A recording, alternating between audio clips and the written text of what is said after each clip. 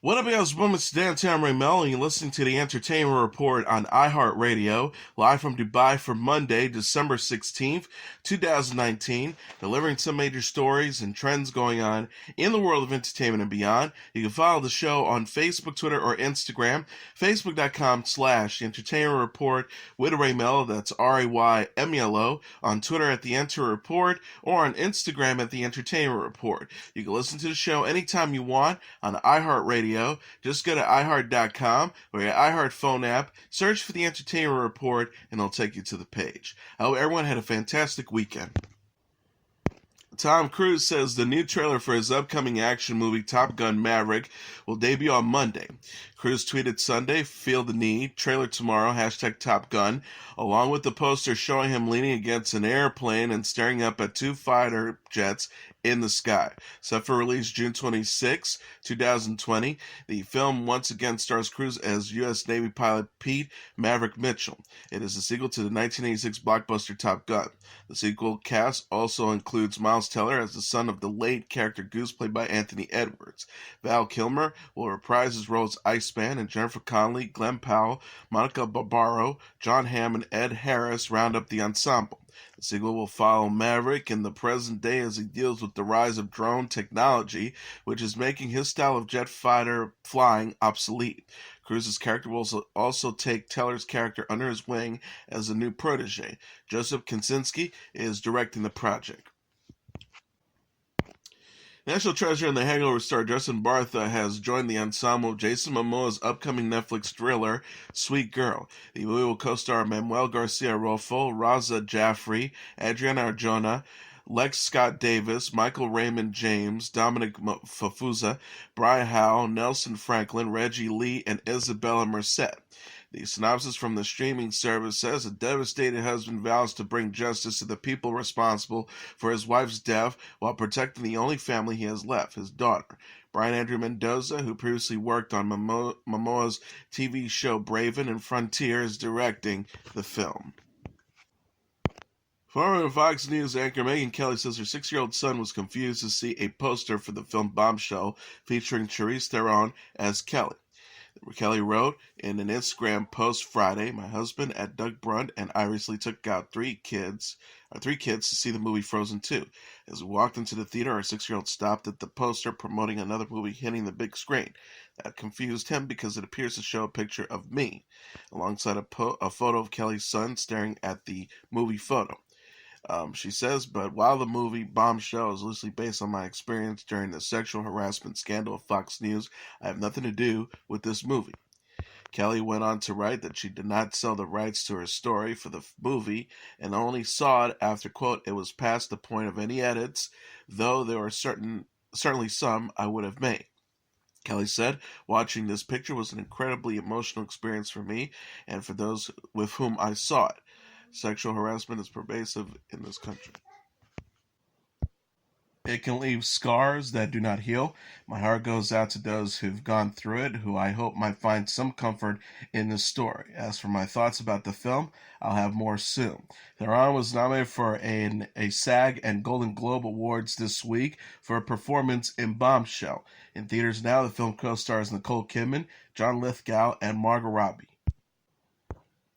Saturday Night Live cast member Kate McKinnon stole the show this weekend by playing two headlining makers, teen activist Greta Thunberg and White House senior advisor Kellyanne Conway.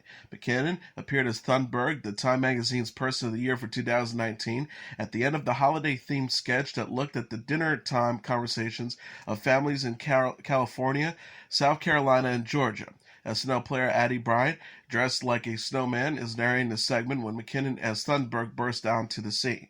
Thunberg says in 10 years, this snowman won't exist. Her home will be a puddle, Santa's reindeer, the North Pole, all of it gone. The ice caps will melt and the elves will drown. The snowman interrupted, horrified, "Greta."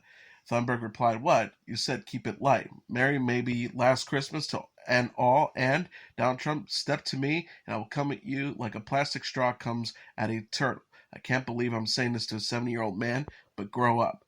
McKinnon played Conway in a pre-recorded video poking fun of guest host Scarlett Johansson's acclaimed drama Marriage Story. The parody shows Conway and her husband George, played by Beck Bennett, sparring over their political differences. Johansson plays their therapist.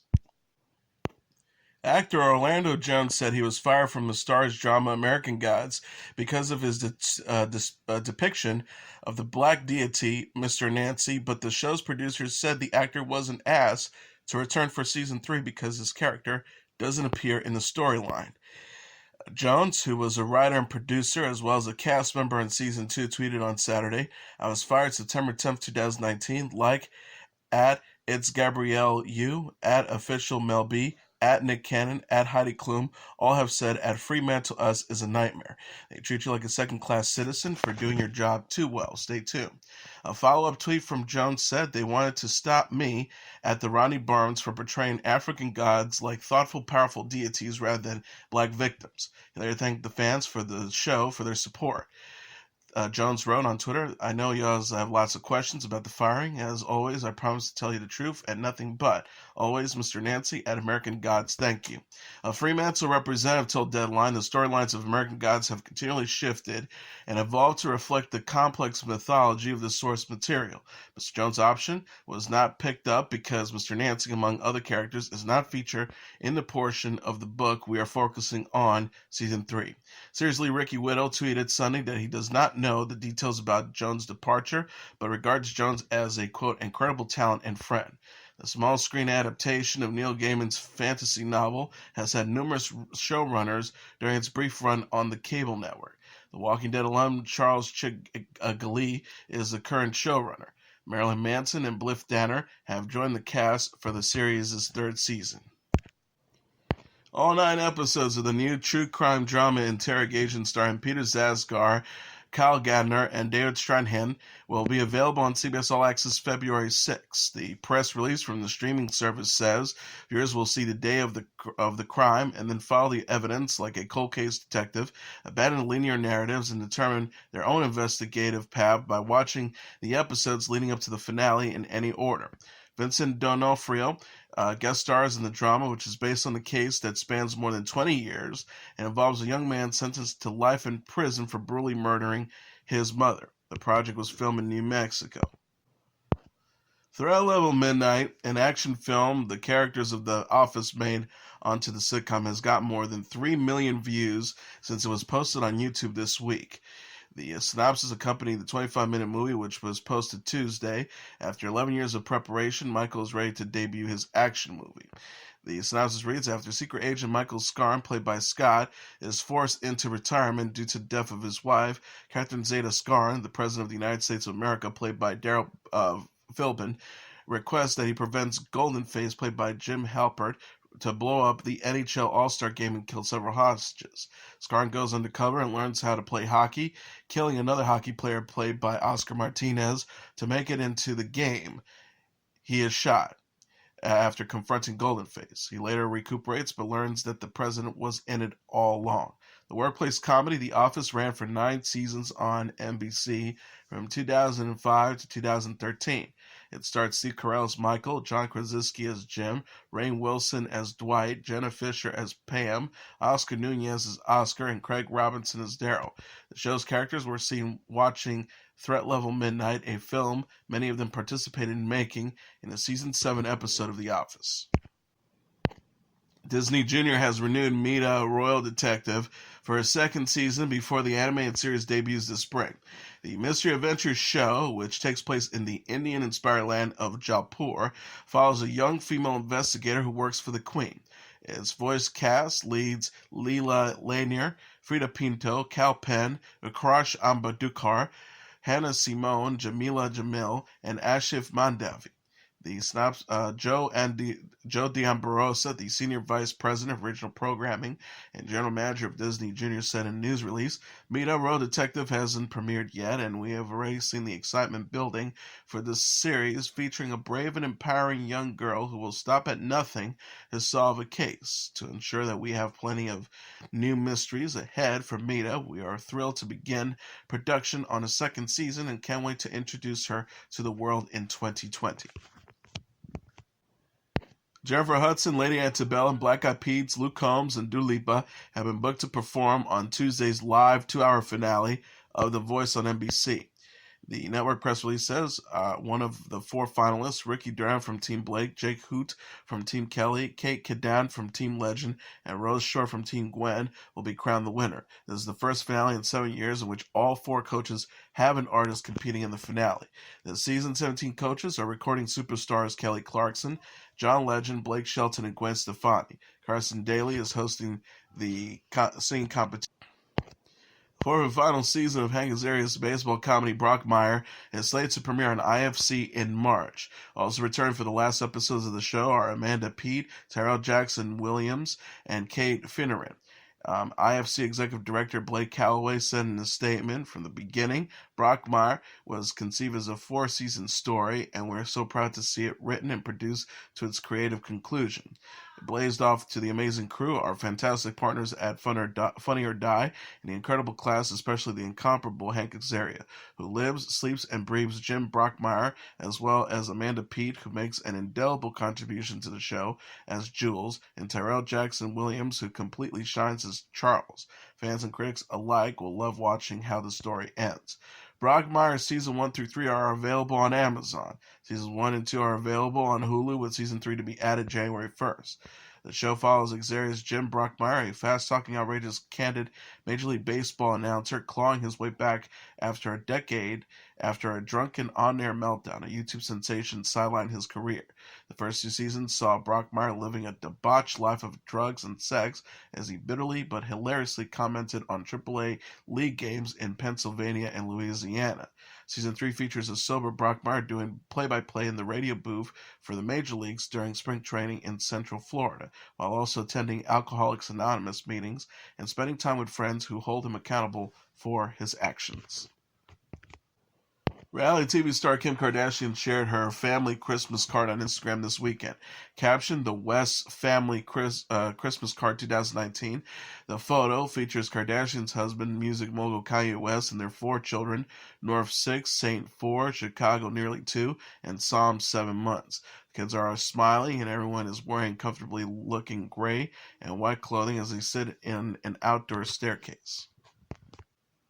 The Danish-French actress and 60s style icon Anna Karina has died of cancer at the age of 79, her age and set. The New York Times reported her death. Born Henny Karim Bayer, Karina worked with famed filmmaker Jean-Luc Godard, her husband, from 1961 to 1965, 8 times, and her credits include The Little Soldier, Vera Alzavi, The Band of Outsiders, Pierrette Lefaux, Alphaville, A Woman is a Woman, The Wedding Ring, Rendezvous at Bray, The Salzburg Connection, Bread and Chocolate, and Viré Ensemble. She was also a singer who counted Soleil Solo Excitement and Roller Girl among her hits. Variety quoted French culture minister Frank Reister as saying about Karina when her death was announced, "Her gaze was the gaze of the new wave. It will remain so forever. She magnetized the entire world. Today, French cinema is an orphan. It lost one of its legends." Karina was 79. James Radio Kennedy, the mentally challenged high school football fan Cuba Gooding played in the 2003 film Radio, died this weekend at the age of 73. South Carolina's T.L. Hanna football Twitter feed said Sunday, "Thank you for living a life that inspired millions. The sidelines won't be the same without you. Rest in peace, James Radio Kennedy." T.L. Hanna High School Athletic Director John Kent told CNN Kennedy was surrounded by family and friends when he died Saturday into Sunday. Former T.L. Hanna High School Sheila Hilton wrote an obituary for Kennedy that the man could barely speak and couldn't read or write, but had faithfully supported the team since the 1960s. Hilton wrote he became a fixture at football practices, standing passively and watching until one day when he began to mimic the coach's signals and tried his hands at yelling out commands. At that point, he could have been labeled a distraction and sent away, but no, he was not. The coaches embraced him, and as coaches came and went, someone would always take over in caring for him. Generations of Hannah's students and faculty have an opportunity to know radio. Everyone has a story to tell, some of them priceless. His eating a cooler full of sandwiches that had been made for the team and stored safely on the bus. His Packs kick and throw halftime shows, his permanent status as a junior with no threats of graduation, and his astounding ability to name the mascot of any team in the state. The stories could fill the pages of a lengthy book, each showing the childlike innocence and loving heart that exists with him. The Red Hot Chili Peppers have announced that guitarist John Frusciante is back in the lineup, replacing Josh Klinghoffer, who has been with the band for the last decade. It'll be Frusciante's third stint with the Chili Peppers, with the musician initially brought into the group in 1988 to replace Hillel Slovak, who died earlier that year. The group said in a statement, the Red Hot Chili Peppers announced that we're parting ways with our guitarist of the past 10 years, Josh Klinghoffer. Josh is a beautiful musician who we respect and love. We are deeply grateful for our time with him and the countless gifts he shared with us. We also announced with great excitement and full hearts that John Frusciante is rejoining our group. Frusciante played on the Chili Peppers' breakthrough albums Mother Milk in 1989 and 1991's Blood, Sugar, Sex Magic, but was uncomfortable with being thrust into the spotlight due to the band's ever-growing success and walked away. He returned to the fold in 1989 for Californication and also played on By the Way and Stadium Arcadium before departing again in 2009 to be replaced by Klinghoffer, who performed on the albums I'm With You and The Getaway. The soundtrack to the animated movie Frozen 2 is the number one album in the United States. Coming in number 2 on the Billboard 200 charts dated Saturday is Post Malone's Hollywood's Bleeding, followed by Triple Red's A Love Letter to You 4, number 3, Taylor Swift's Lover, number 4, and Billie Eilish's When We All Fall Asleep, Where Do We Go, at number 5. Right at the top tier are Michael Bublé's Christmas at number 6, Fabulous Summertime Shootout 3, Coldest Summer Ever at number 7, Pentatonix, The Best of Pentatonix Christmas at number 8, Mariah Carey's Merry Christmas at number 9, and Summer Walker's Over It at number 10. The family adventure Jumanji: The Next Level, starring Jack Black, Kevin Hart, and Dwayne Johnson, is the number one movie in North America, earning $60.1 million in receipts in its opening weekend. BoxOfficeMojo.com announced on Sunday. Frozen 2, which has topped the list for 3 weeks, dropped to number 2 with $19.2 million. Worldwide, however, the animated movie brought in more than $1 billion, including $366.5 million in North America. Frozen 2 was followed by Knives Out at number 3 with $9.3 million, Richard Jewell at number 4 with $5 million, and Black Christmas at number 5 with $4.4 million. Rounding up the top tier are Ford vs. Ferrari, number 6 with $4.1 million, Queen and Slim at number 7 with $3.6 million, A Beautiful Day in the Neighborhood at number 8 with $3.4 million, Dark Waters at number 9 with $2 million, and 21 Bridges with $1.2 million. And as your entertainment report for Monday, December 16th, 2019, I'm your host, Mr. Downtown Ray Melo. I'll be back tomorrow to deliver some major stories and trends going on in the world of entertainment and beyond. You can follow the show on Facebook, Twitter, or Instagram. Facebook.com/The Entertainment Report with Ray Melo. That's RAYMELO. On Twitter at The Enter Report, or on Instagram at The Entertainment Report. You can listen to this episode or any previous episodes of The Entertainment Report anytime you want on iHeartRadio. Just go to iHeart.com or your iHeart phone app, search for The Entertainment Report, and it'll take you to the page. Good night, and God bless you all.